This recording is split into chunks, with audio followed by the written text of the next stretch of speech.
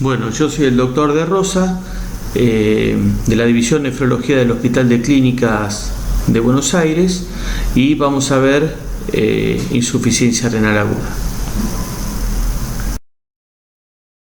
En cuanto a los objetivos que nos planteamos para esta charla, son definición de insuficiencia renal aguda, nuevos criterios de clasificación, y el enfoque principal que vamos a ver es el diagnóstico diferencial de insuficiencia renal aguda, los diagnósticos principales y otros diagnósticos menos frecuentes de insuficiencia renal aguda, como la nefritis intersticial, el hepato renal, la nefropatía por contraste y otros más. Por último, vamos a dedicar un rato al tratamiento inespecífico de la insuficiencia renal aguda y de las terapias de reemplazo renal.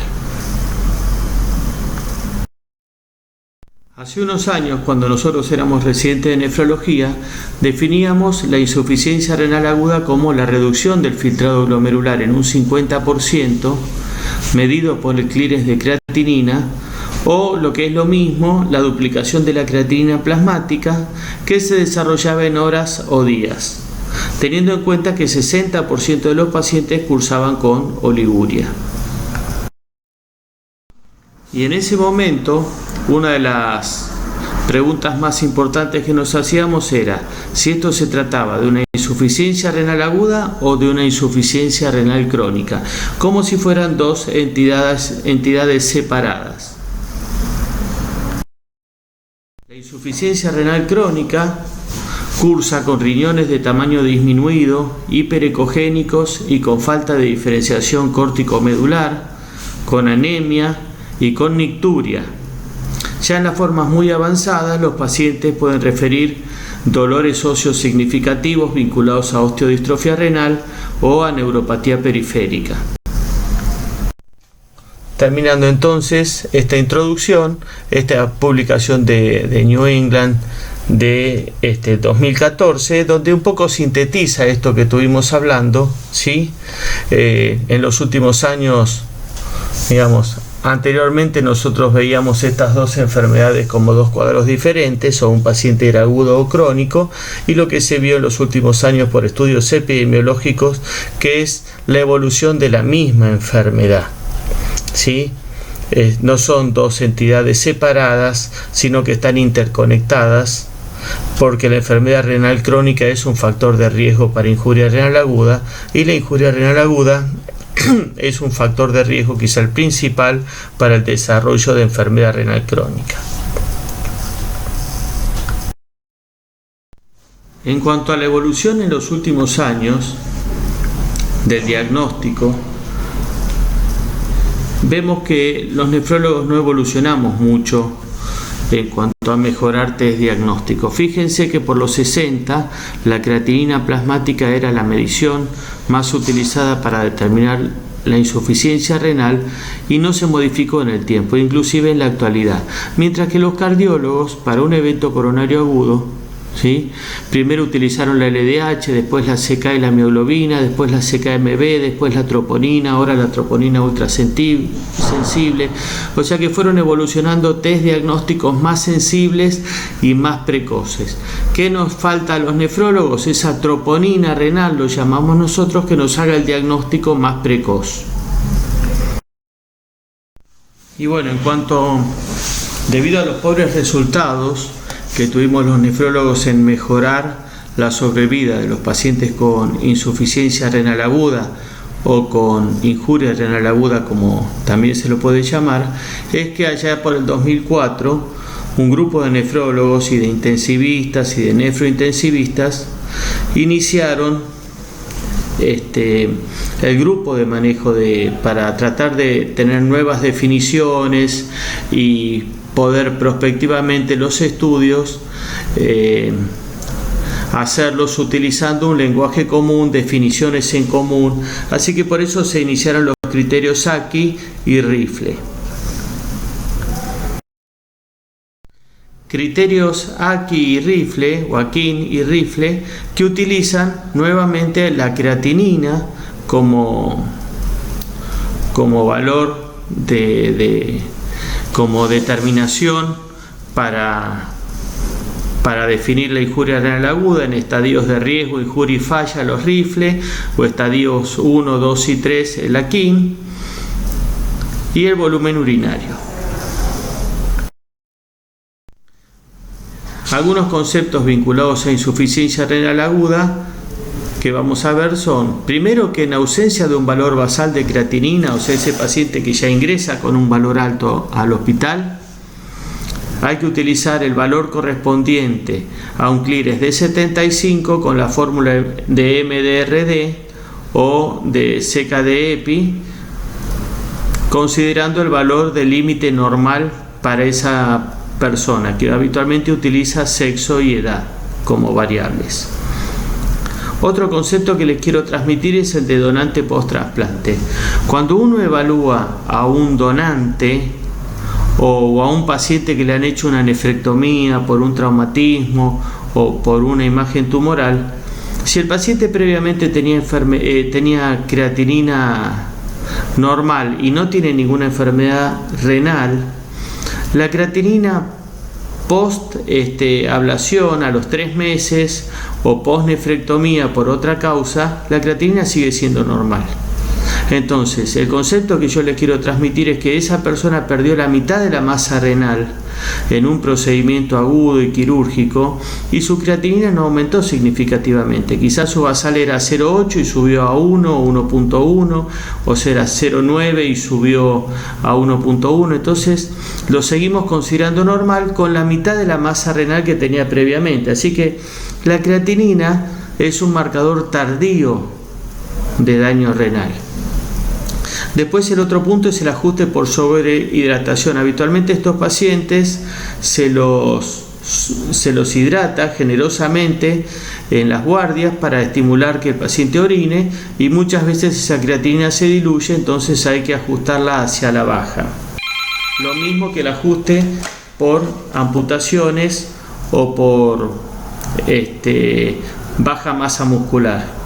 Y por último, hay sistemas electrónicos de alerta basados en los cambios de creatinina y en el volumen urinario para la detección precoz de insuficiencia renal aguda, que le avisan por Viper o por mensaje de texto, por WhatsApp, al médico que el paciente de determinada cama del hospital tiene cambios respecto al anterior, de manera a empezar a tomar conductas más precozmente. En la misma línea de tratar de reducir la morbimortalidad del paciente con insuficiencia renal aguda, es que en los últimos años se realizaron varios esfuerzos de encontrar lo que nosotros llamamos la troponina renal, ese biomarcador precoz antes del aumento de la creatinina que nos diga que el paciente va a desarrollar una insuficiencia renal aguda y que puede tener significado. Esos biomarcadores estudiaron el N-legal, la cistatina C, la molécula de injuria renal, entre otros, y tienen que predecir qué paciente puede progresar con insuficiencia renal aguda. Debería ser un marcador para tratar de predecir qué paciente puede quedar con insuficiencia renal crónica después de este episodio, dosarse en sangre y en orina, varios grupos, el paciente con enfermedad renal previa, varios grupos de pacientes por edad, por sexo. Y bueno, esa molécula todavía específica todavía no se ha encontrado. Este gráfico lo que nos muestra es un estudio que se hizo en cirugía cardíaca en niños, donde se evaluó varias moléculas y la creatinina también. Vemos que la línea completa es el paciente que hace aquí y la línea punteada el paciente que no hace aquí, para mostrar los tiempos de elevación de esas moléculas y las que superan el umbral, ¿no? Entonces acá, por ejemplo, vemos en rojo tenemos el N-gal muy utilizado, que empieza a aumentar precozmente, ¿sí? Ya en las primeras 6 horas tenemos el pico, es un buen biomarcador precoz, pero es poco específico, o sea, aumenta mucho rápidamente, pero no me predice aquí severas. Fíjense, la KIM 1 a las 12 horas ya está bastante alta, haciendo su pico a las 24 horas. La cistatina se empieza a aumentar recién a las 24 horas, pero la más utilizada por todos nosotros, que es la creatinina, en el paciente que va a ser aquí recién aumenta a las 48 horas. O sea, hay una ventana desde la injuria hasta las 48 horas que empieza a aumentar la creatinina, donde uno debería encontrar una molécula que aumente, pero prediciendo con valor predictivo de aquel que va a aumentar la creatinina, no que sea muy sensible, pero que después detecte muchos pacientes que no vayan a aumentar la creatinina. Ese es el problema con el diagnóstico precoz. El test de estrés a la furosemida es una prueba predictiva bastante útil, que quizá empíricamente muchos la utilizábamos sin tenerla estandarizada, que es la utilización de bolos de furosemida de manera de acelerar la definición del paciente si va a quedar con una injuria renal aguda de la cual se va a recuperar o va a tener una forma progresiva que va a requerir terapia de reemplazo renal.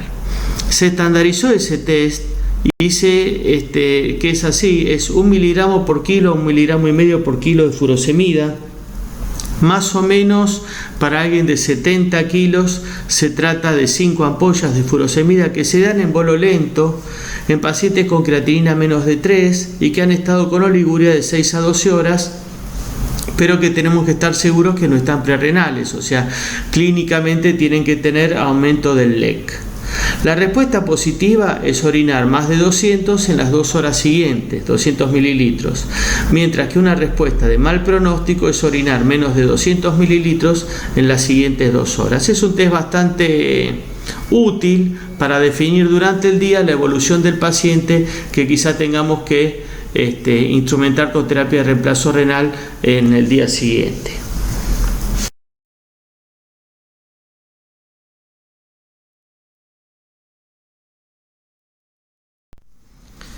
Una vez que estamos enfrente del paciente con insuficiencia renal aguda, o sea que determinamos el aumento en horas o en días de la creatinina plasmática, tenemos que hacer diagnóstico diferencial, que es la segunda parte de esta charla. Y en ese caso seguimos clasificando los pacientes pensándolos como causas prerrenales, parenquimatosas y causas obstructivas.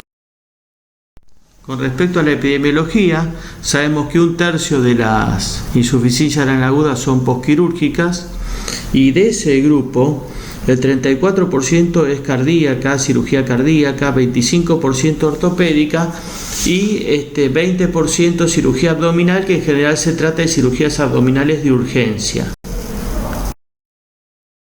Comentábamos al principio que el factor de riesgo número 1 para tener insuficiencia renal crónica es tener muchos episodios de insuficiencia renal aguda, y dentro de los factores de riesgo para insuficiencia renal aguda, el primero y el más frecuente es tener enfermedad renal crónica, tanto con insuficiencia renal crónica como proteinuria.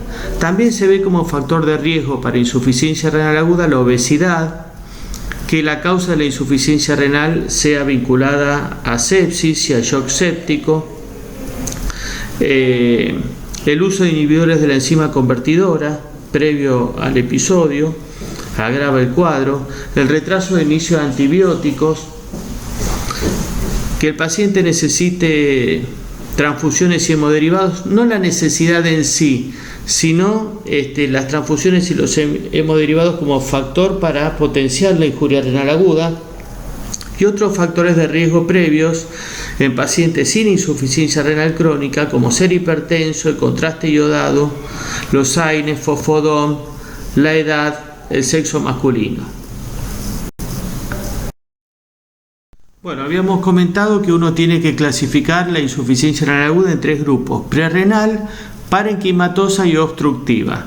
La prerrenal tiene esas características de hipoperfusión renal, que si se suspende la causa se observa recuperación sin secuelas, que histológicamente el riñón es normal, por lo tanto el sedimento de orina también va a ser normal, Y como se estimula el sistema renina-angiotensina-aldosterona, el sodio en orina va a estar bajo y vamos a encontrar disociación de urea y creatinina con mucho aumento de la urea para el aumento de la creatinina que se observa, y esto es por la absorción pasiva de la urea.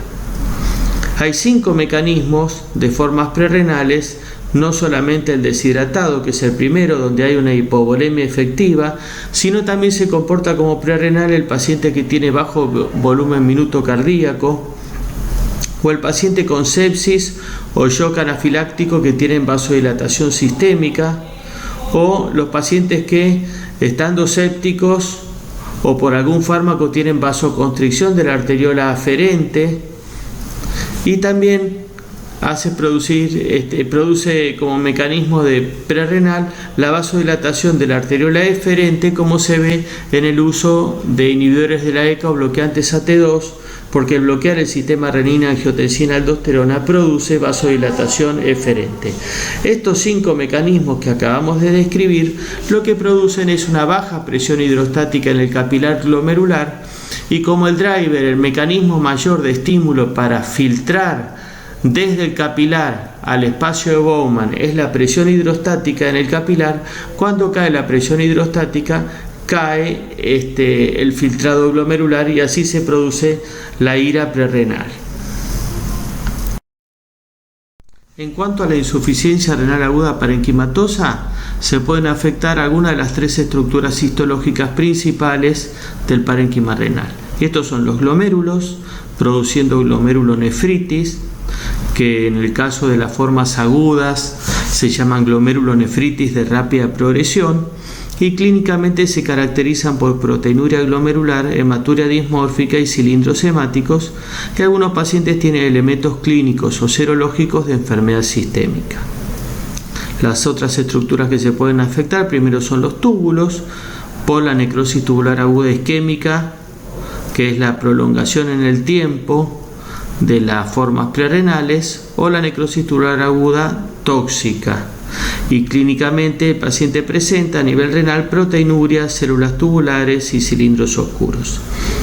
Y la insuficiencia renal aguda de causa intersticial es la nefritis intersticial, y se caracteriza por proteinuria tubular, leucocituria, eosinofilia, rash cutáneo y fiebre.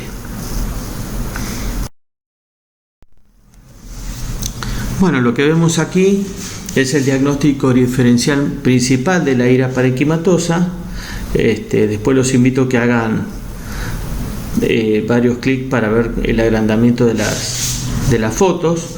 Pero tenemos acá los 3 diagnósticos con el antecedente de glomerulonefritis, por ejemplo, de fiebre, lesiones en piel, dolores articulares, o sea, manifestaciones clínicas o serológicas de enfermedades inmunológicas, un sedimento de orina que tiene hematíes dismórficos y acantocitos y cilindros hemáticos, una proteinuria que es glomerular, o sea que es predominio de albúmina, y un estudio histológico que muestra una proliferación extracapilar.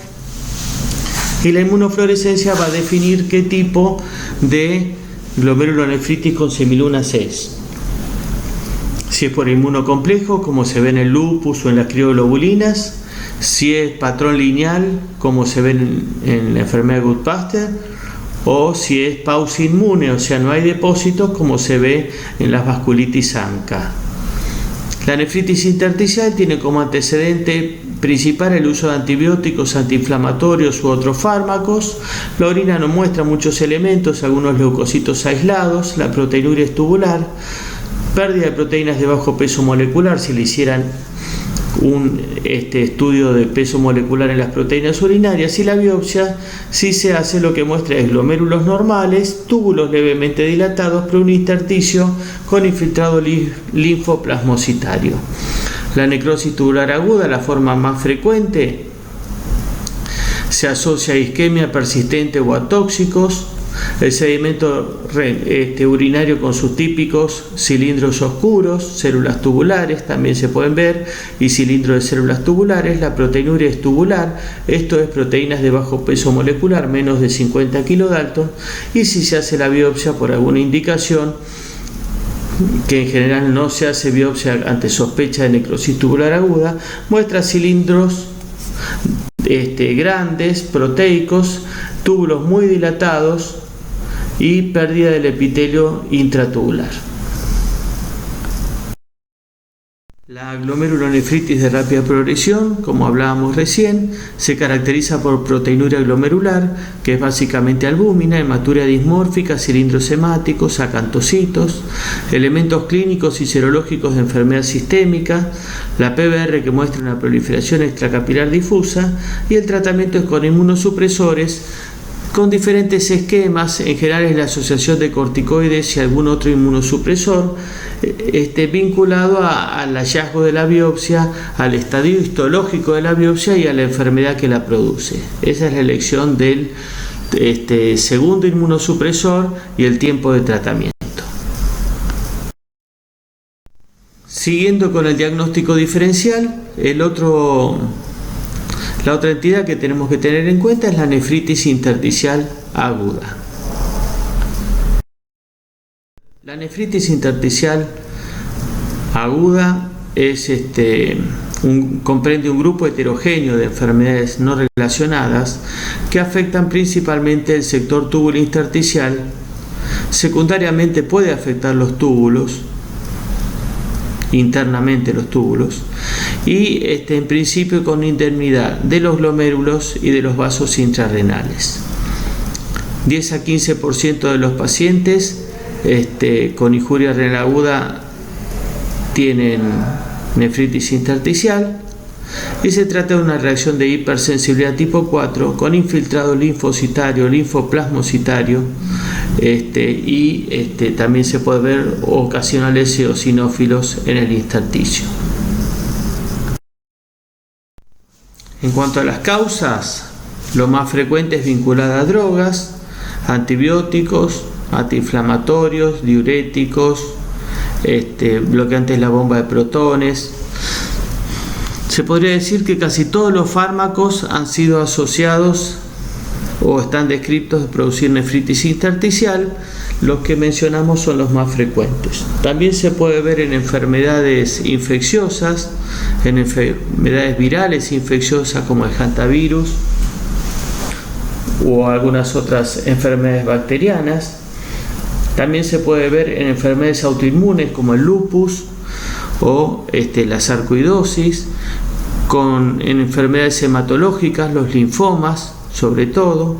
Se puede ver también en cuadros sistémicos de intoxicación por metales pesados o metabólicas por ácido úrico, oxalato, ¿sí? Así que bueno, es un conjunto de enfermedades, pero habitualmente la forma más frecuente es vinculada a fármacos.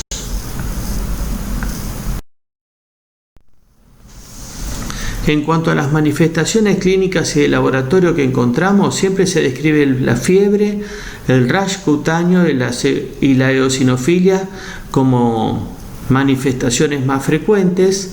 La coincidencia de las tres se ve solamente en el 15% de los pacientes. Algunos pacientes tienen artralgias, otros refieren dolor en flanco, llega hasta el 50% de los pacientes con dolor en flanco por agrandamiento del riñón y por distensión de la cápsula renal. 90% tiene hematuria microscópica, que es una hematuria dismórfica, pero que no tiene acantocitos ni otros elementos de daño glomerular. Hay leucocituria.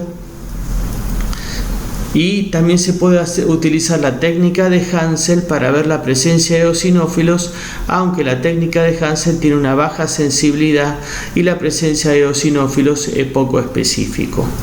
Se pueden ver cilindros granulosos si hay daño tubular extenso, pero sobre todo se ven cilindros leucocitarios. La proteinuria es tubular, son proteínas de bajo peso molecular. La proteinuria masiva asociada a NTI es muy rara.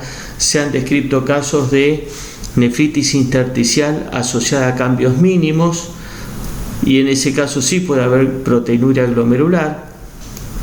En general es una ira no oligúrica y se han descrito la utilidad del galio 67 como marcador en medicina nuclear, en centellografía, porque captaría para los casos de nefritis intersticial alérgica, pero no captaría para la insuficiencia renal aguda de causa tubular como la necrosis tubular aguda.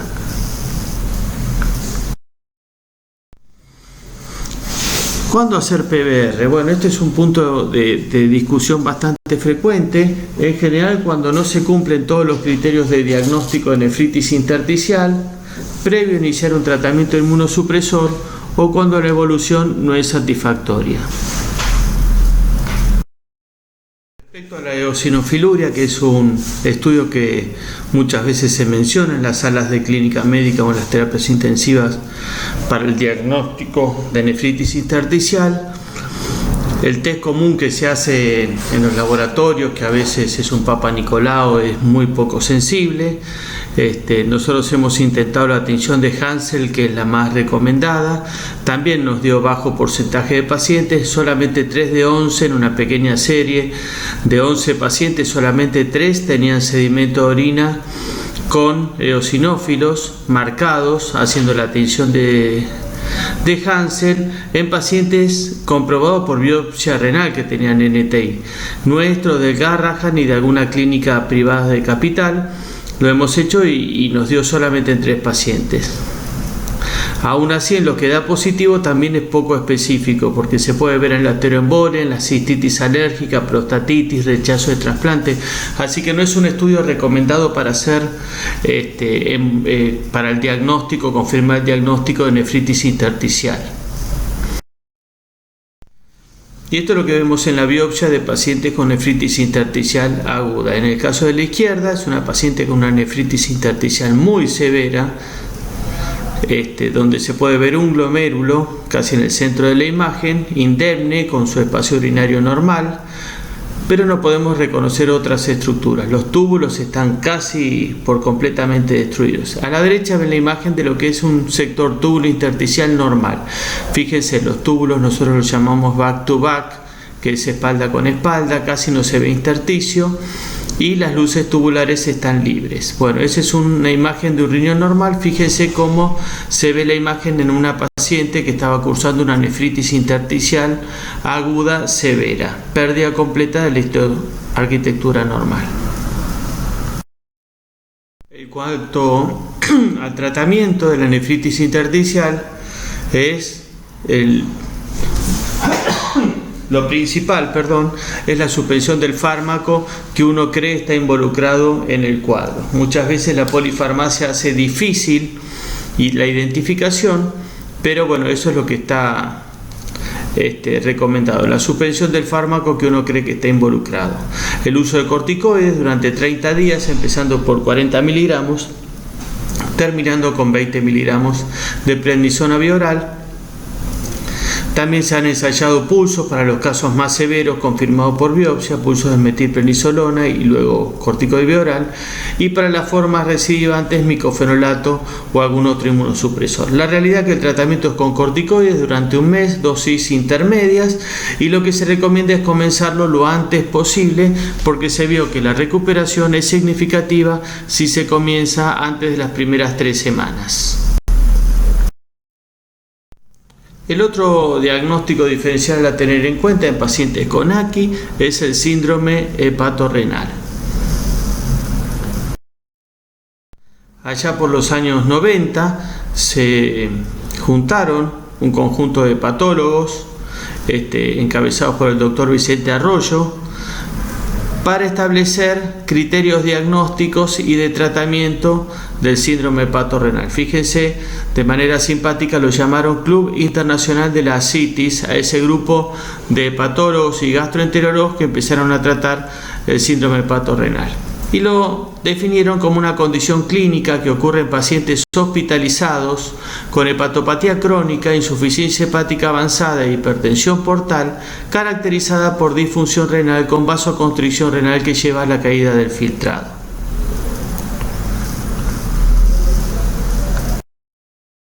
Con respecto a los diagnósticos diferenciales en estos enfermos, siempre tenemos que considerar al síndrome hepatorrenal un diagnóstico de exclusión, Así que tenemos que hacer un repaso sobre las formas más frecuentes de insuficiencia renal aguda en el paciente con cirrosis o con enfermedad hepática.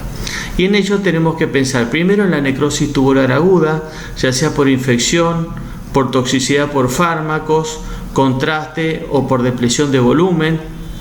Otras formas prerrenales es el uso de antiinflamatorios, diarrea, excesivo uso de diuréticos, la nefritis intersticial por fármacos. Estos pacientes están con muchos tratamientos farmacológicos, quinolonas, diuréticos, antibióticos.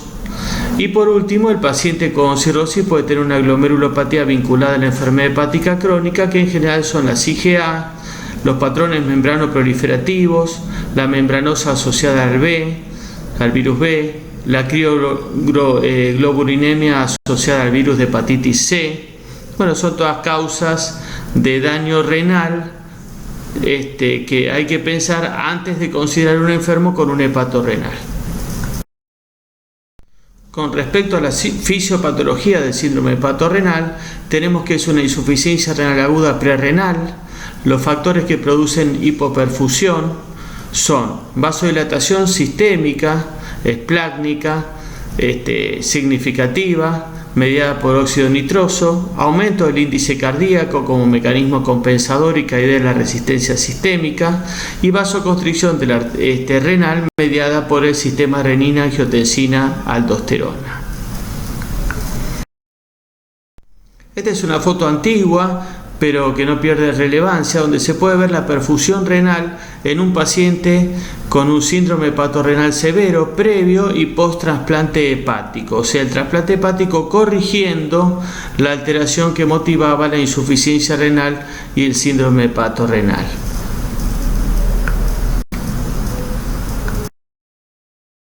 Bueno, en cuanto a la medición de la función renal en el síndrome hepatorrenal, tenemos que tener en cuenta que tanto la creatinina como la urea pueden estar falsamente normales a pesar de la caída del filtrado glomerular. La concentración de urea es variable en estos pacientes, puede estar disminuida por la caída de la síntesis hepática o por baja ingesta proteica, por la dieta que se le indica a estos pacientes, puede estar aumentada por la absorción tubular pasiva o por hemorragia digestiva. La creatinina también puede estar disminuida por la baja masa muscular que tienen estos pacientes. Así que en síntesis, si uno tuviera que recomendar el mejor test para medir la función renal en estos pacientes, este es el clearance de creatinina. Evaluando factores precipitantes para evitarlos en el desarrollo del síndrome hepatorrenal, tenemos que han sido demostrados síndrome hepatorrenal precipitado por infecciones, por peritonitis bacteriana espontánea, por hemorragia digestiva, por diuresis excesiva y por paracentesis sin el tratamiento asociado de albúmina intravenosa.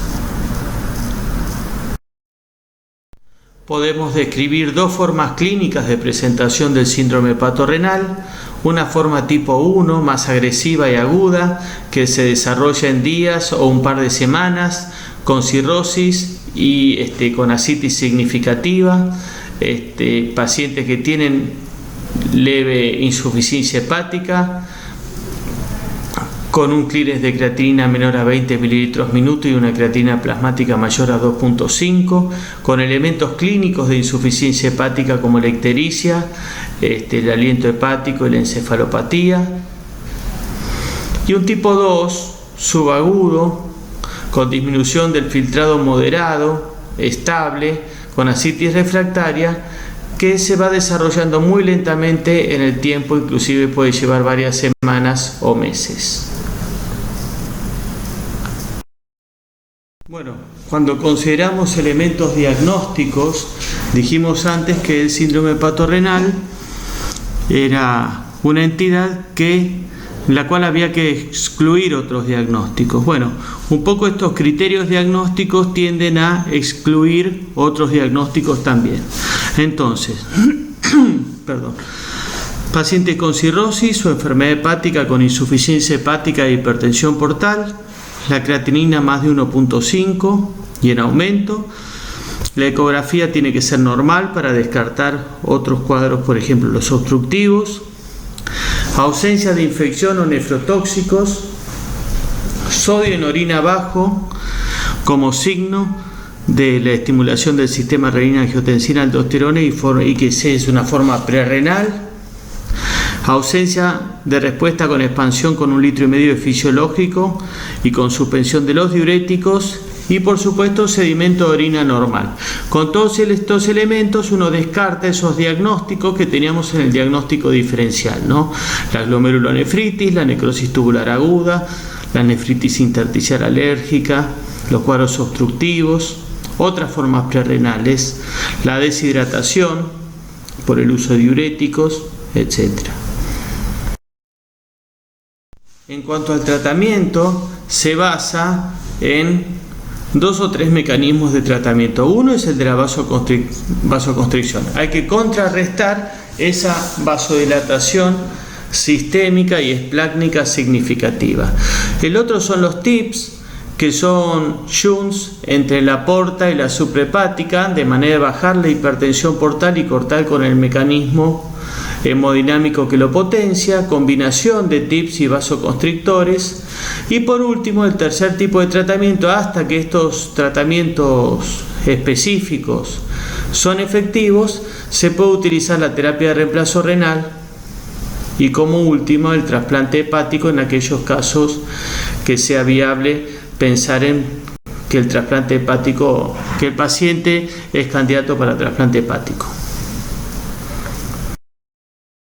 Bueno, hablábamos recién que uno de los tratamientos para el síndrome hepatorrenal es la vasoconstricción. Bueno, acá tenemos uno, puede ser la combinación de octreotide, que es un análogo de la somatostatina, 200 microgramos subcutáneos 2 veces por día, asociado a midodrine, que es un agonista alfa-1, también 2 veces por día, o análogos de la vasopresina. Esto se utiliza más acá, sobre todo el terlipresin, que es efectivo para contrarrestar la vasodilatación sistémica, mejora el filtrado glomerular y disminuye la renina un 50%, pero al ser vasoconstrictores tiene el efecto de la disminución de la perfusión periférica. El tercer grupo es la asociación de noradrenalina más albúmina. Y entre ellos se obtiene más del 60% actualmente de respuesta con aumento del volumen urinario, disminución de la creatinina plasmática y caída de las hormonas. Ya vamos a ver.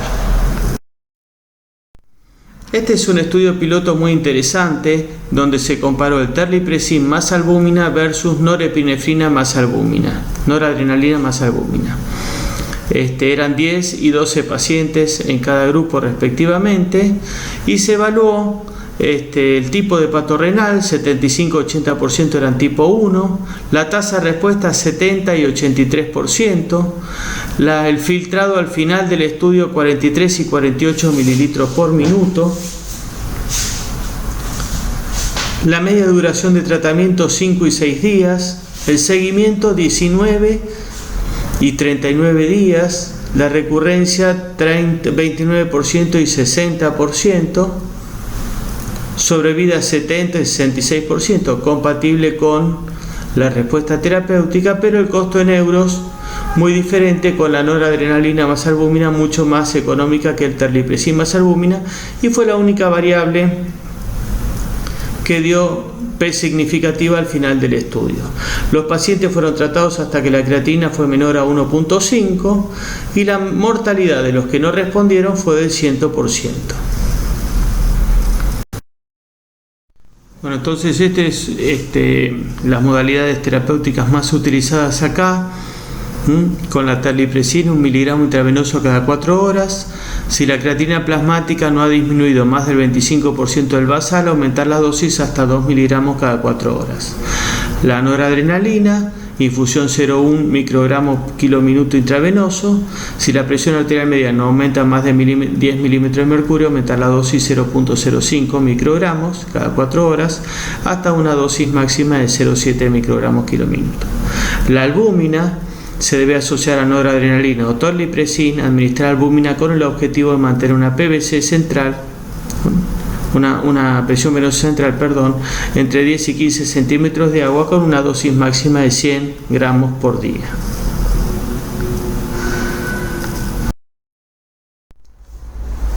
Bueno, en este caso estamos viendo un esquema de cómo son los tips.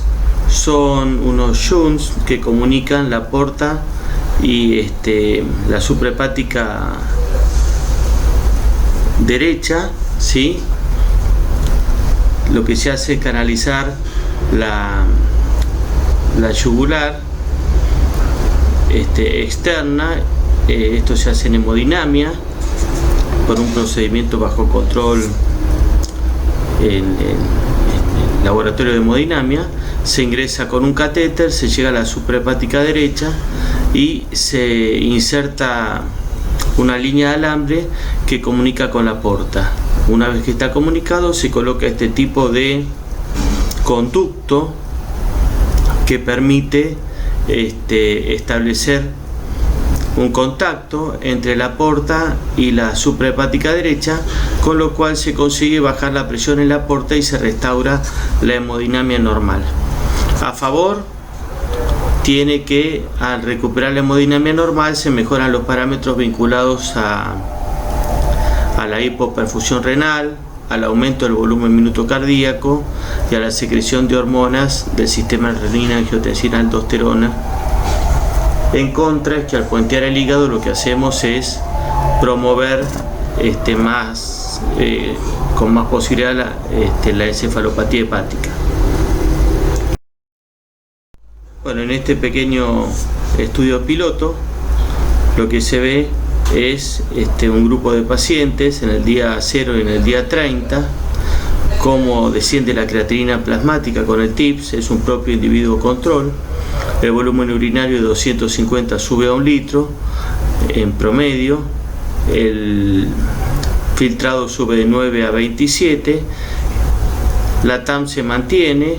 La actividad renina plasmática baja de 18 a 3 y la aldosterona también baja, mostrando la corrección de las hormonas también que se ven alteradas por la hemodinámica típica de la cirrosis. Bueno, la terapia de reemplazo renal, como en otras formas de falla renal aguda, tiene un rol en esos casos donde tenemos elementos clínicos o del laboratorio que requieren corrección mediante diálisis. Esto es la sobrecarga de líquido, la hipercalemia, la uremia, la acidosis. Tendría indicación en pacientes con síndrome hepatorrenal y falla hepática aguda que pueden recuperar función hepática o que pueden recuperar con el tratamiento vasoconstrictor, que actualmente está dando muy buenos resultados, más o menos 70-75% de efectividad, o como puente hacia el trasplante hepático en esos casos que esté indicado.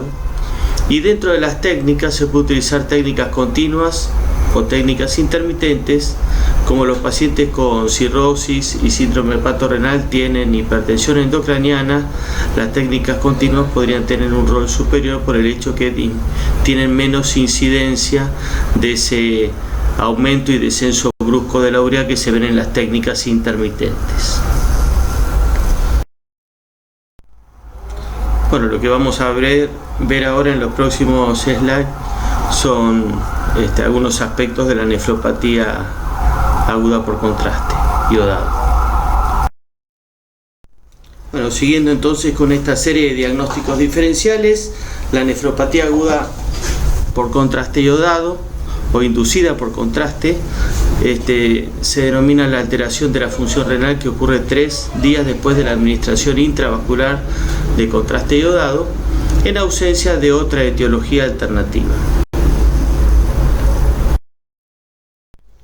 En cuanto a la fisiopatología, el cuadro tiene 2 mecanismos. Uno, la vasoconstricción renal mediada por disminución del óxido nitroso y aumento de la endotelina y la adenosina, y otro mediado por la toxicidad tubular directa de los radicales libres de oxígeno. Bueno, como en otros cuadros de insuficiencia renal aguda hay diagnósticos diferenciales de lo principal que uno piensa.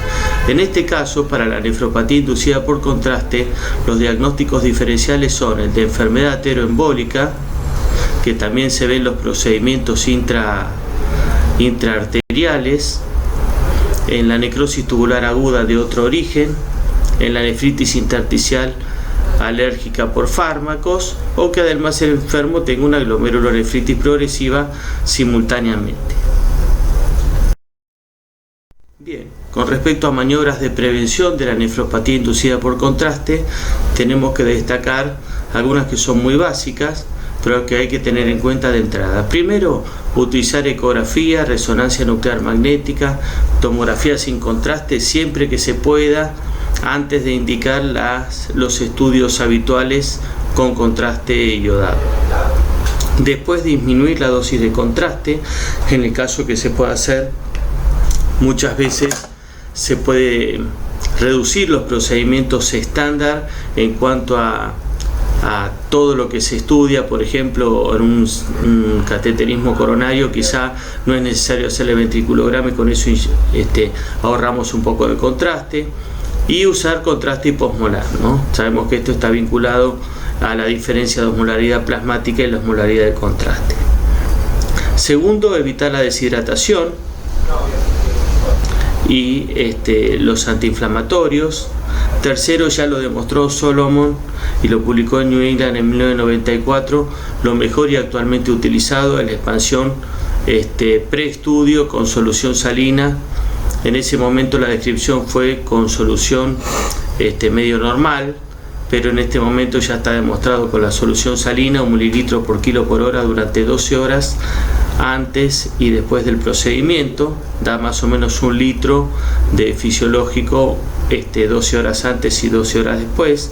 En este caso esto es un poco incómodo para ese paciente ambulatorio que queremos hacerle prevención, porque habría que internarlo 12 horas antes para hacer la hidratación. Pero en enfermos de alto riesgo que van a ser sometidos a estudios en el laboratorio de hemodinamia, quizás se pueda utilizar esta técnica. La hidratación vía oral es efectiva, no tan efectiva como la hidratación endovenosa.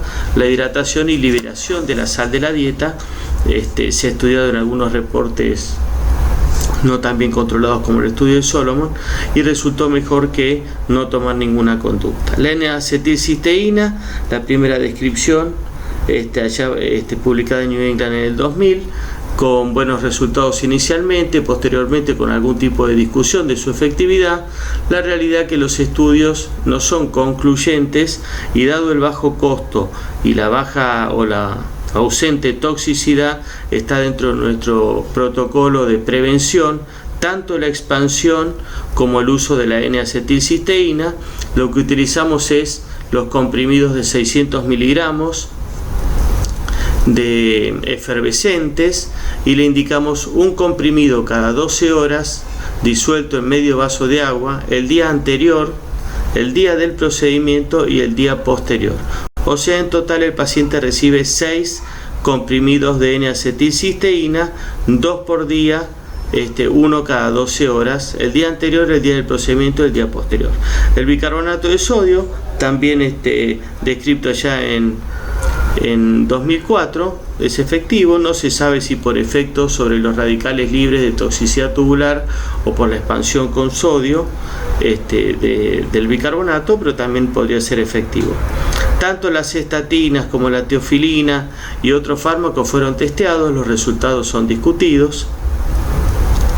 En el caso de las estatinas podría haber cierto efecto positivo, no para indicárselo antes del procedimiento, sino el paciente que lo viene tomando estaría parcialmente más protegido. Y por último, la hemofiltración. Hay ciertos reportes de la hemofiltración continua, empezada un día antes y continuada un día después. En estos pacientes podría ser efectivo para producir cierto lavaje del contraste, asegurando una buena hidratación.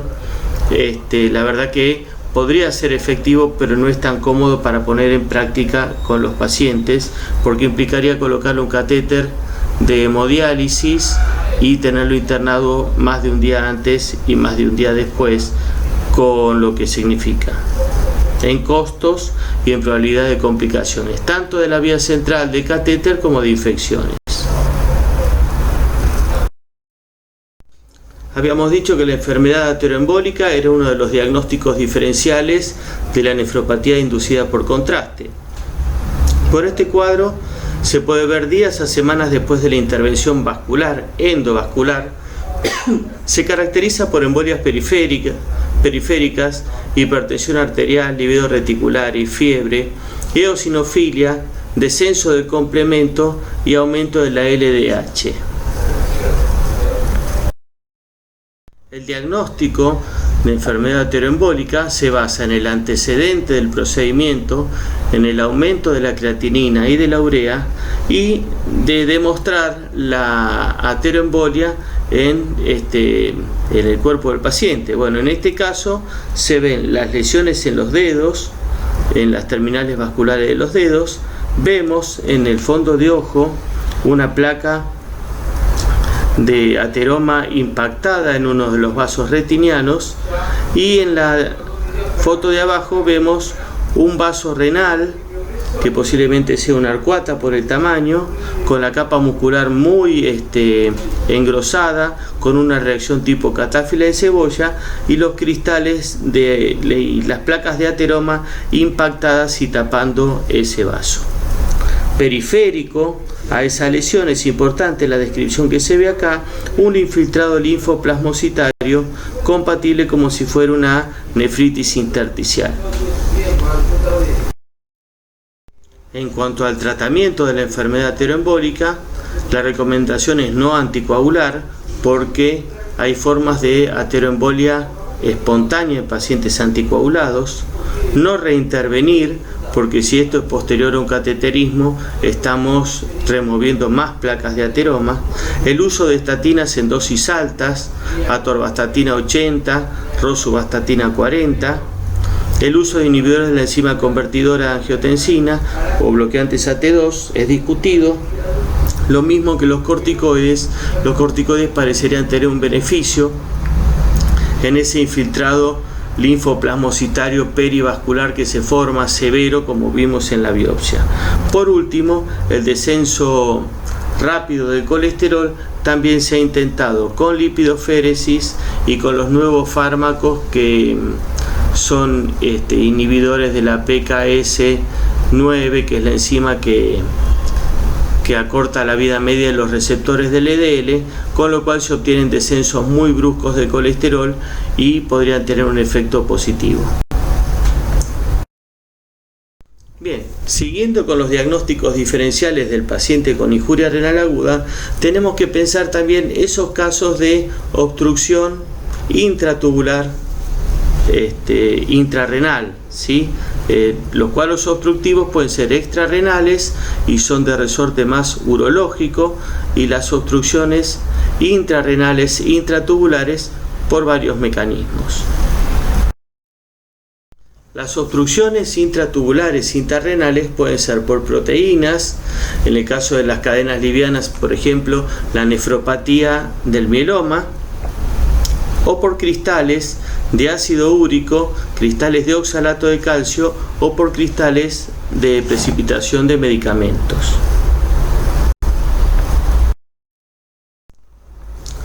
Cuando pensamos en el compromiso renal de las discrasias de células plasmáticas, y en especial el mieloma múltiple, que es la forma con que más frecuencia se ve afectado el riñón, agudamente más del 70% de los casos, tenemos que decir que las cadenas livianas monoclonales que produce ese clon de plasmocitos que se encuentra en las discrasias tienen características de dos tipos: tubulopáticas o glomerulopáticas. Tubulopáticas cuando producen daño tubular. Cuando se produce el daño tubular a nivel proximal, luego de la reabsorción de las cadenas monoclonales filtradas, esa cadena daña el túbulo proximal y produce un síndrome de Fanconi. Esto es glucosuria, uricosuria, aminoaciduria y pérdida de bicarbonato del túbulo proximal, con una acidosis tubular renal tipo 2. Ese síndrome de Fanconi adquirido es un elemento muy interesante para buscar en el laboratorio de los pacientes adultos, por ejemplo, que tienen glucosuria, dado que es una manifestación precoz de ese daño renal por la cadena liviana monoclonal. Hay que tener en cuenta que actualmente con los nuevos fármacos glucosúricos, también tenemos glucosuria de causa farmacológica en un paciente que puede ser diabético, o también lo podemos encontrar en un paciente no diabético hoy en día, porque esos fármacos tienen amplia aceptación de prescripción. Pero volviendo al tema, las cadenas tubulopáticas con el daño proximal y el síndrome de Fanconi, o cuando el túbulo proximal se ve superado en su capacidad de absorción de esas proteínas de bajo peso molecular, de esas cadenas livianas monoclonales, esas cadenas se juntan en algunos casos con la proteína de Tamm-Horfman, el enlace ascendente de Henle, la uromodulina, y forman los típicos cilindros que impactan en los túbulos renales y producen una reacción inflamatoria peritubular, produciendo lo que se llama riñón del mieloma. Ahora bien, las cadenas livianas también pueden ser glomerulopáticas. Esto quiere decir dar enfermedad glomerular. Y esa glomerulopatía tiene clínica de glomerulopatía, tanto por proteinuria, tanto por síndrome nefrótico, o sea, proteinuria que no llega al rango nefrótico, pero que es albúmina, o síndrome nefrótico clásico.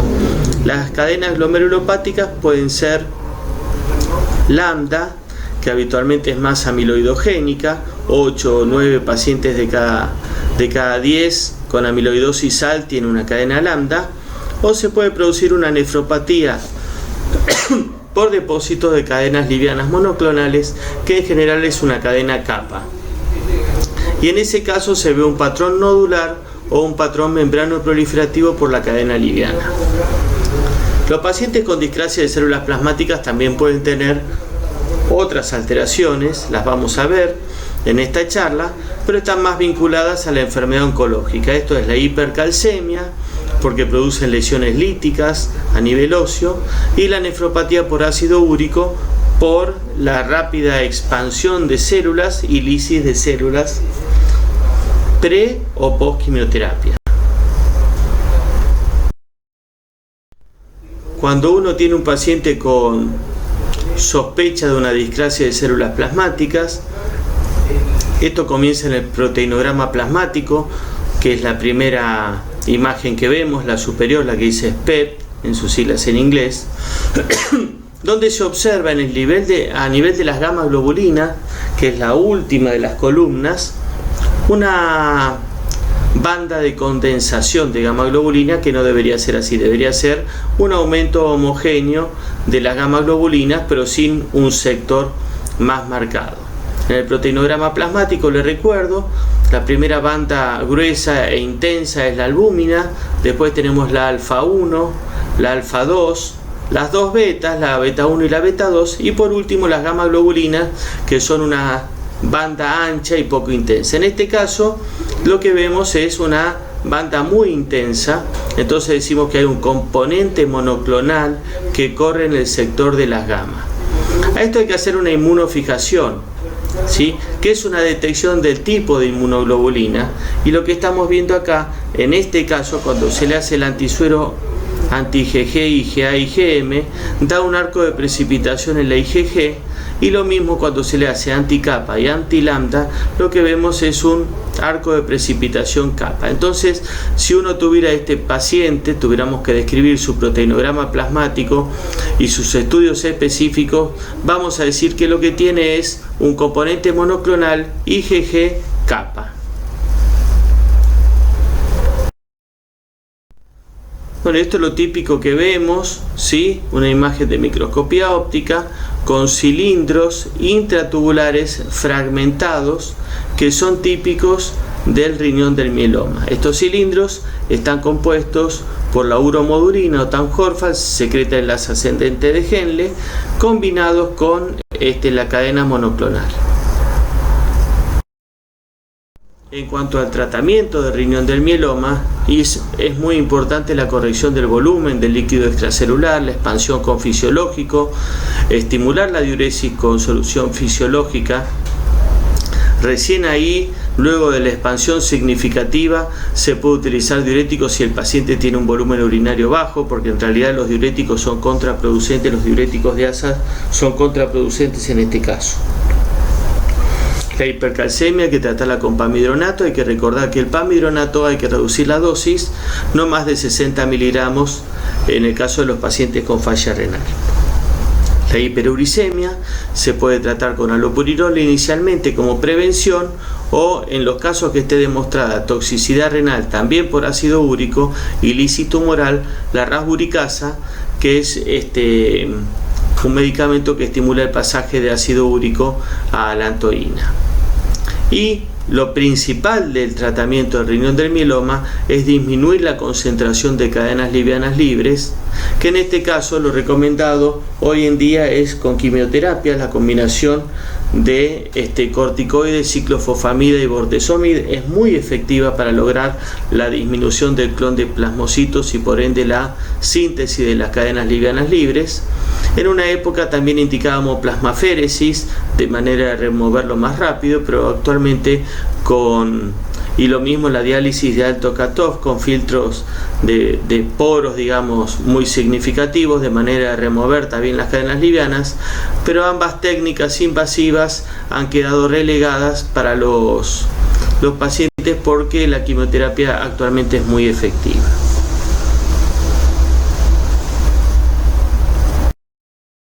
Otra de las formas de injuria renal aguda que tenemos que pensar como diagnóstico alternativo es el síndrome de lisis tumoral.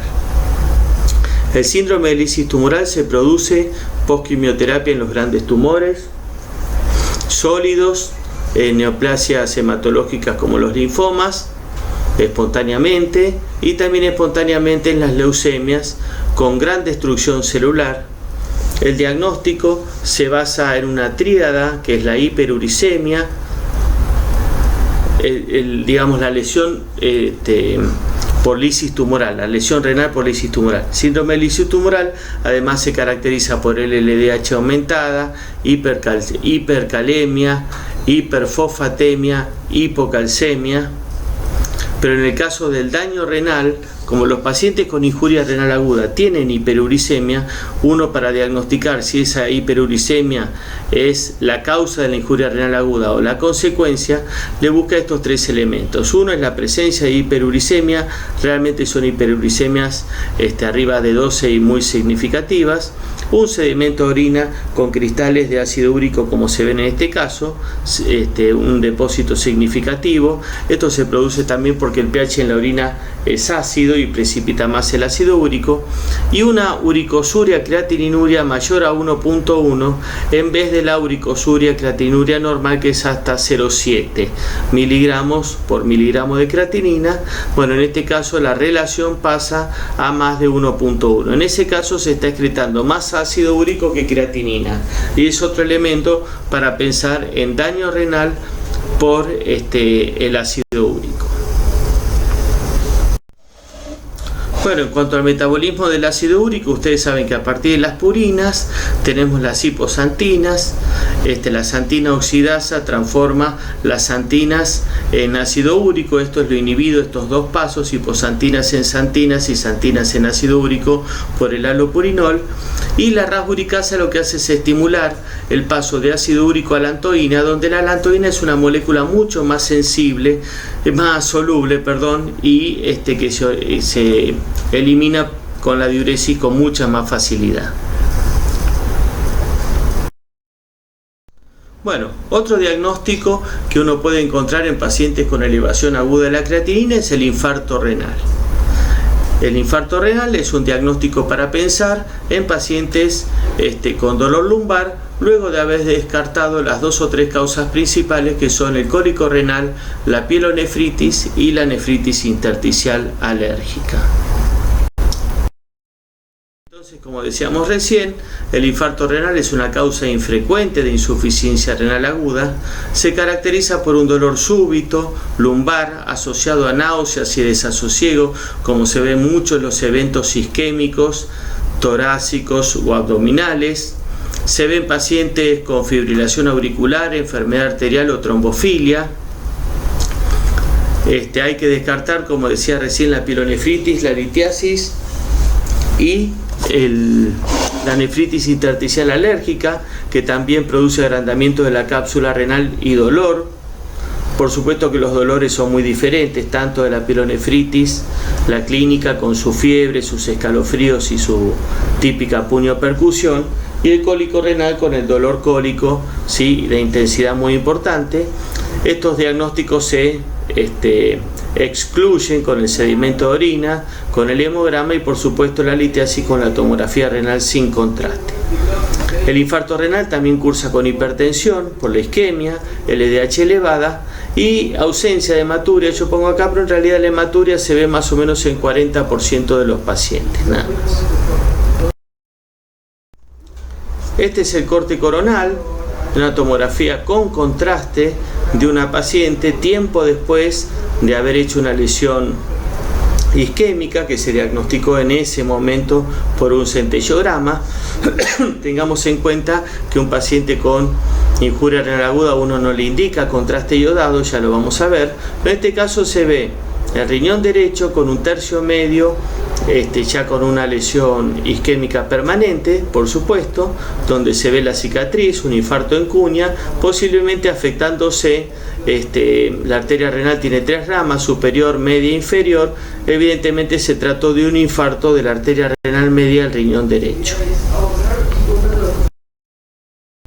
En cuanto al diagnóstico de infarto renal, como les decía recién, si el paciente está cursando insuficiencia renal aguda, trata de evitar la tomografía con contraste. Por eso un estudio de utilidad es el centellograma renal, o también se puede hacer una uroresonancia si se dispone, porque el diagnóstico y digamos la afectación actual de la fibrosis sistémica nefrogénica se ha visto que no era tanto como pensábamos hace unos años, así que el riesgo de fibrosis sistémica nefrogénica es muy bajo, y en estos pacientes se podría utilizar también la uroresonancia. Otra causa de oliguria e injuria renal aguda es el síndrome compartimental abdominal. Ustedes saben que para perfundir el riñón tiene que haber una diferencia entre la TAM y la presión intraabdominal.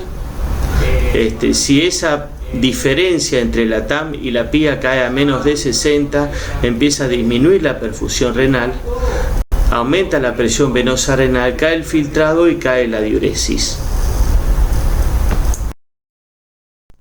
Acá podemos ver un circuito donde se utiliza una Foley, que es intraabdominal, ¿sí?, con su balón, y un circuito con la bajada del suero, una llave de 3 vías, con 3 vías, donde con la jeringa se insufla, y el medidor con el transductor para medir los centímetros de agua de la presión de la vejiga una vez represionada por el líquido de infusión de la bolsa de infusión.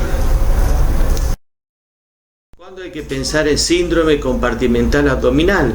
En los pacientes con oliguria, insuficiencia renal, en el post-trauma, en el post-trasplante hepático, en las pancreatitis graves, en los pacientes con ascitis a tensión y en la insuflación de aire comprimido postquirúrgico que se produce en los pacientes internados, ¿sí?, donde uno le insufla aire comprimido en el abdomen por alguna cirugía.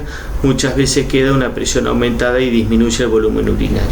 Estos dos casos los hemos tenido. En cuanto a la ascitis a tensión, era un paciente nefrótico severo con una ascitis muy importante que se decidió drenar la ascitis previo a la biopsia renal, con lo que el paciente se puso inmediatamente, casi instantáneamente, a orinar de manera significativa. Bueno, repasando todos los diagnósticos diferenciales o los más frecuentes de injuria renal aguda, no podemos dejar de hablar de rabdomiólisis e insuficiencia renal aguda. Una de las formas de rabdomiólisis y falla renal aguda es el síndrome por aplastamiento, crash syndrome, que fue descrito en pacientes politraumatizados, que fue descrito en la Segunda Guerra Mundial, cuando se produjo el bombardeo de Londres. También la rabdomiólisis se puede ver en el ejercicio intenso o con el uso de fármacos que producen lesión muscular. En algún momento se han utilizado algunas estatinas que ya no están en el mercado que producían daño muscular. Y el ejercicio intenso se ve rabdomiólisis en personas de más de 30 años que en determinado momento del año inician actividad deportiva para la cual no están preparados y 2 o 3 días después, con intenso dolor muscular, consultan una guardia y tienen elevación de la creatinina. En general, esos casos se ve con CPK arriba de 5000. Los pacientes pueden referir orinas oscuras y lo que hay que hacer es un estudio con tira reactiva en la orina para detectar mioglobina. Sí, que en realidad la tira reactiva detecta mioglobina, hemoglobina, y hay que hacer un sedimento de orina para descartar hematuria. Entonces, en los casos donde la tira reactiva da positiva y el paciente no tiene hematuria, uno piensa, por supuesto que no esté hemolizando, piensa que es la mioglobina en este tipo de pacientes. En cuanto al tratamiento de la rabdomiólisis e insuficiencia renal aguda, inmovilización. En los casos de politraumatismo, colocación de vía y expansión con solución fisiológica para estimular la diuresis aún en el sitio del politraumatismo.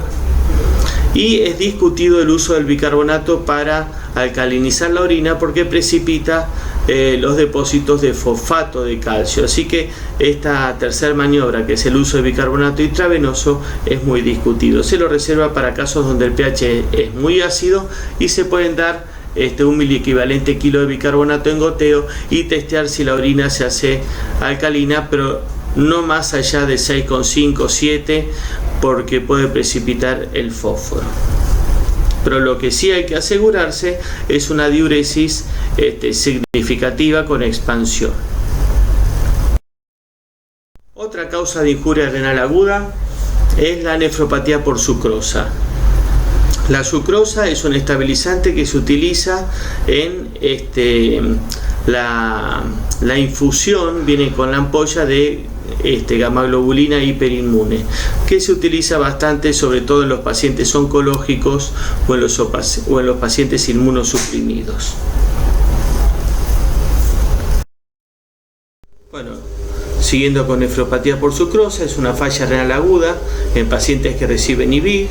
El daño tubular es proximal por reabsorción de la sucrosa a nivel proximal.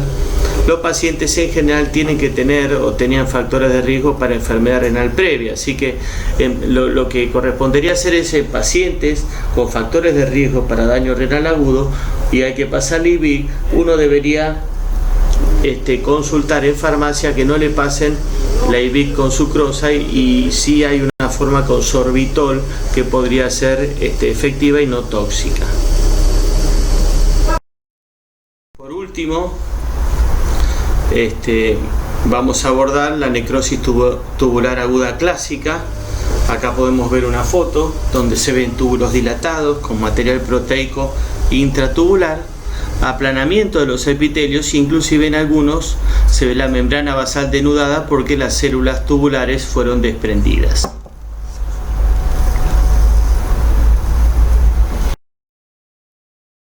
La necrosis tubular aguda responde a causas isquémicas o a causas tóxicas. Las causas isquémicas son aquellas que vimos en las formas prerrenales, pero que no son corregidas a tiempo. Todos sabemos que de la arteriola eferente del ovillo glomerular salen los vasos peritubulares. O sea que si hay caída de la presión hidrostática en el capilar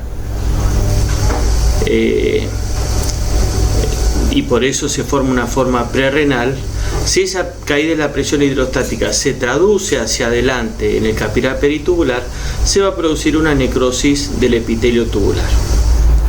En cuanto a los tóxicos, tenemos tóxicos endógenos y tóxicos exógenos. Algunos de los endógenos los vimos: la mioglobina, la hemoglobina, las cadenas livianas, el calcio, el ácido úrico. Y de los tóxicos exógenos vimos algunos: el contraste iodado, los antibióticos, el IVIG, Todos estos hay que tener en cuenta y resultan del interrogatorio del paciente con posible necrosis tubular aguda tóxica. El diagnóstico de necrosis tubular aguda se basa en los antecedentes, que son muy importantes, tanto para diagnosticar una forma prerrenal que perdura en el tiempo y se transforma en una forma isquémica, como en una forma tóxica. En general, en el paciente internado, la necrosis tubular aguda es multifactorial. Se pueden hacer índices urinarios para hacer diagnóstico diferencial entre lo prerrenal y lo parenquimatoso. El sedimento de orina tiene un rol esencial. Acá vemos en la foto típico sedimento de orina de un paciente en terapia intensiva, una orina bastante sucia. Seguramente el paciente está con sonda en vejiga, pero hay algo inconfundible que son esos bastones oscuros que nosotros los llamamos cilindros granulosos oscuros, que son típicos de la necrosis tubular aguda. En cuanto a biomarcadores, estuvimos viendo los biomarcadores vendrían a ser como una troponina renal y tendrían el rol de aumentar de manera específica, sensible y específica en las primeras 48 horas desde la injuria, desde el daño, hasta que aumenta la creatinina. O sea, no tiene sentido la utilización de biomarcadores cuando la creatinina ya aumentó ese 0,3 que nos hace el diagnóstico. Todavía no tenemos esa troponina renal y lo que se está viendo si puede ser de utilidad un panel de biomarcadores que con una asociación de biomarcadores se puede hacer un diagnóstico precoz en esos pacientes de alto riesgo que tuvieron algún mecanismo de injuria, de manera de poder detectarlo antes que aumente la creatinina. Hay que tener en cuenta que el costo de esos paneles de biomarcadores es muy alto en este momento y hace imposible su utilización de rutina. Con respecto a la biopsia renal ante el diagnóstico claro de NTA no tiene un rol porque el sedimento de orina y los antecedentes asociados a este evento son suficientes como para ponerle sello, pero en el caso de que una necrosis tubular pase en la semana si el paciente no mejore y uno sospeche que puede tener además algún componente de NTI que pueda ser tratado con corticoides, o si el paciente lo estamos dializando y pasan las semanas y tenemos que saber si ya no es una necrosis cortical y que el paciente no va a mejorar y va a quedar en diálisis, a veces se hace biopsia renal para el mes, 3 semanas, un mes, de manera de definir un poco el pronóstico. En cuanto a NTA, lo que es tratamiento, yo lo divido en tratamiento y prevención. En cuanto a prevención, hay que tratar de, primero, identificar los pacientes de alto riesgo. Yo creo que es tan efectivo como buscar un tratamiento posteriormente. Analizar la edad del paciente, evaluar si es un hipertenso de larga data, si tuvo internaciones previas, si tuvo internaciones en terapia intensiva previamente, si recibió contraste iodado en otras intervenciones vasculares, si ha utilizado fosfodón, si es un tomador de antiinflamatorios, si ha recibido quimioterapia por alguna enfermedad oncológica. Son todas situaciones médicas que van produciendo deterioro de la función renal y en algún momento, algún evento no tan significativo, produce que la creatinina quede aumentada. Hay que evitar los antibióticos nefrotóxicos en esos pacientes, el contraste iodado, los antiinflamatorios, evitar la hipotensión vinculada a los procedimientos quirúrgicos, la deshidratación, posponer, hay maniobras, por ejemplo a nivel cardiovascular, posponer la CCG, posponer la CRM en el caso de un paciente coronario, por lo menos 72 horas desde la CCG, hacer cirugía cardíaca sin bomba, o sea, sin circulación extracorpórea. Bueno, son todas maniobras que disminuyen el riesgo de injuria renal aguda en pacientes con factores de riesgo para enfermedad renal crónica. Bueno, este es el tratamiento actual que tenemos para la necrosis tubular aguda. Irónicamente, nada. Entonces uno lo que hace con estos pacientes es seguir con la prevención, con hidratación, evitando los nefrotóxicos y tratando de detectar precozmente las alteraciones metabólicas o clínicas que puedan significar que el paciente tenga que iniciar terapia de reemplazo renal.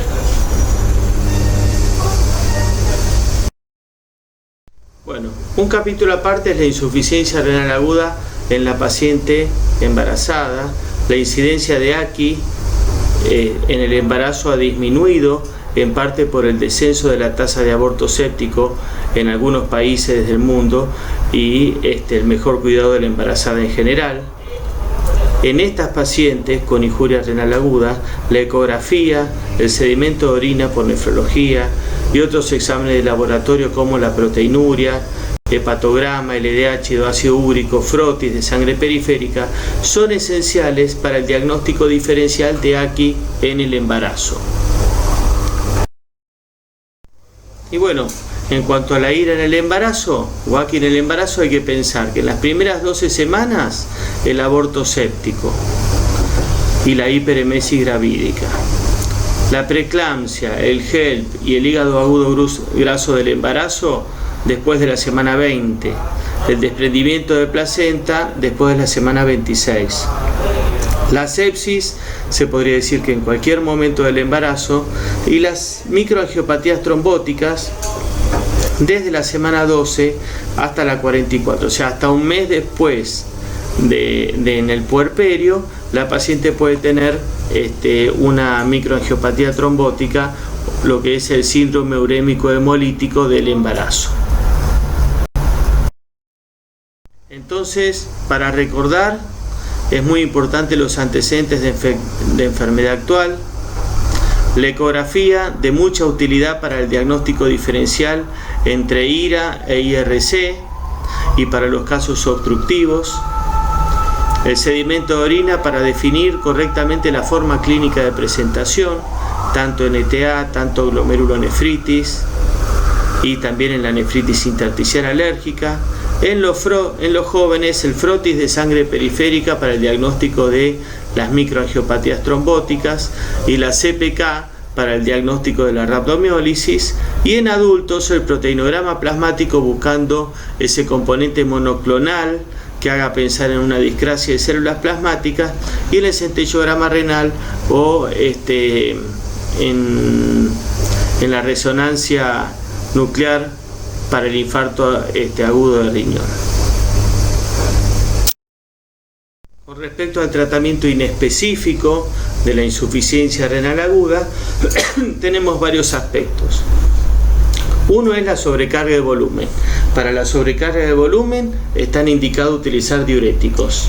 Habíamos visto al inicio la prueba de estrés a la furosemida, esto es 5 ampollas de furosemida en bolo lento, de manera de ver si el paciente tiene cierto grado de diuresis que pudiera decirnos que tiene buen pronóstico. Bueno, los diuréticos que se utilizan son los diuréticos de ASA, intermitentes cada 6 horas, y si aún así no funcionan, se puede utilizar goteo con o sin la prueba de la furosemida previamente. La hipercalemia empieza a ser de riesgo con el potasio más de 6. Para eso tenemos las nebulizaciones con agonistas beta 2, ¿sí? El salbutamol. Podemos utilizar combinación de dextrosa e insulina. Si el paciente está anúrico, no le coloquen el goteo de insulina, sino lo que pueden hacer es dar un glucosado hipertónico y 5 unidades de insulina corriente, que de esa manera estarían dando el mismo poder de unir dextrosa e insulina y estimular el pasaje del potasio intracelular. Son de mucha utilidad las resinas de intercambio en tubo digestivo. Nosotros utilizamos el RIC Calcio de nombre comercial. Es una resina con gusto a vainilla que se disuelve en agua y se utiliza en sobres o en potes. Viene también en pote para uso hospitalario. 2 cucharadas por día, con eso se reduce más o menos 1 miliequivalente el potasio, pero van a tardar unas 12 horas en ver el efecto, así que el paciente con hipercalemia aguda, las resinas no tendrían un rol. Se utiliza una cucharada disuelta en agua cada 12 horas. En principio, cada 8 horas, no hay ninguna contraindicación.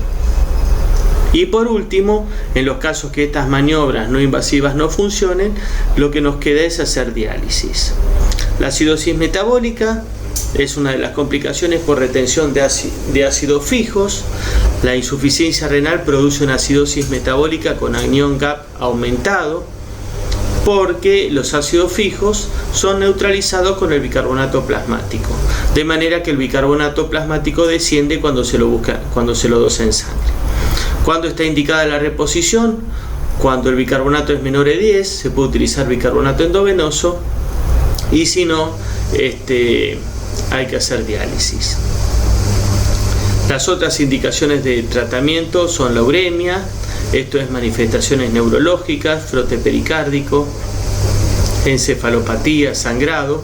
Para lo que tenemos tratamiento en estos casos solamente es la diálisis.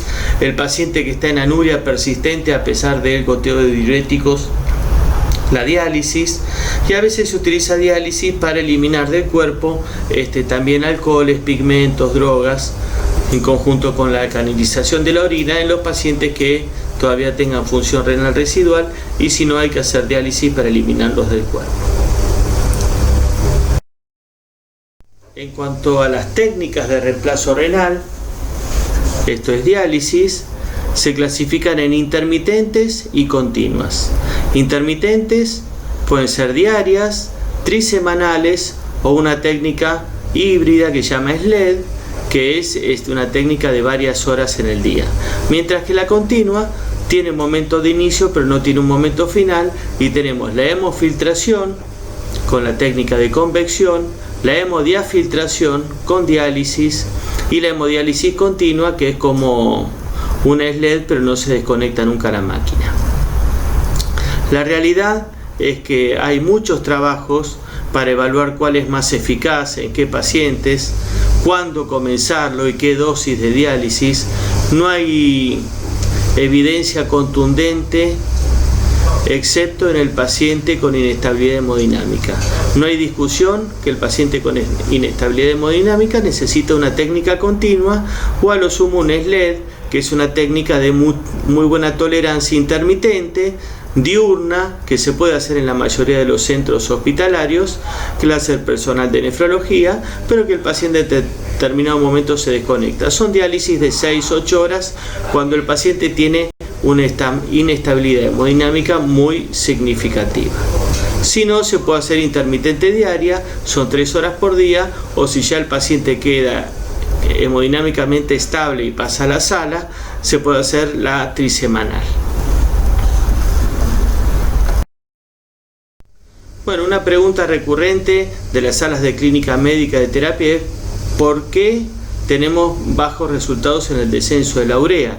Y bueno, hay muchos motivos. Uno, porque se utilizan filtros chicos, porque como son muy caros los filtros de diálisis y los pacientes en las unidades cerradas están infectados o la serología no es conocida, se utilizan filtros no como un crónico que baja realmente de manera significativa un 60%, sino filtros más chicos con menor capacidad para bajar los productos nitrogenados. Otro, porque se utiliza catéter, y el catéter habitualmente tiene bajo flujo, colapsan, entonces no es lo mismo que una fístula típica de diálisis. El paciente agudo se coloca un catéter de 2 luces, en una luz se toma la sangre, en la otra luz se le devuelve al paciente, y no son flujos muy significativos a través de esos catéteres.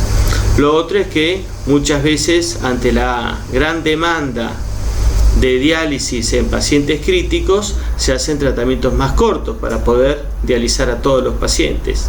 A veces no es posible colocar por la urgencia o por la falta de experiencia de los operadores los catéteres yugulares o subclavios, y se recurre a los catéteres femorales, que son menos efectivos porque tienen lo que se llama mucho recirculado, que es que uno dializa sangre ya dializada. Después, la falta de medición de VRR, que es el porcentaje de reducción de urea, se recomienda mucho sacar una urea postdiálisis para ver realmente si fue efectivo el procedimiento, y a veces los pacientes están críticos, están en terapia intensiva, sangrando, son postquirúrgicos, no se le puede poner heparina a las dosis convencionales y se coagulan los filtros y los sistemas y eso baja la eficacia. Y lo otro puede ser que la urea no baje tanto porque en realidad sube mucho, en realidad se le saca suficiente urea, pero sube muy rápido porque el paciente está séptico o, como decimos los nefrólogos, está hipercatabólico, y eso lleva a que enseguida, a la mañana siguiente, vuelva a tener valores muy altos. ¿Cómo es la recomendación de diálisis en el paciente agudo? Bueno, la diálisis diaria es mejor tolerada para los pacientes con insuficiencia renal aguda en terapia intensiva. El potasio en el baño tiene que tener por lo menos 3.5 miliequivalentes, porque si uno le hace diálisis diaria, si no, lo va a depresionar de potasio. El tiempo de diálisis debe ser más o menos de 3 horas, con un buen filtro de buena superficie, para alcanzar una reducción de urea del 60% o un KTV de 1.2. Bueno, muchas gracias por su atención.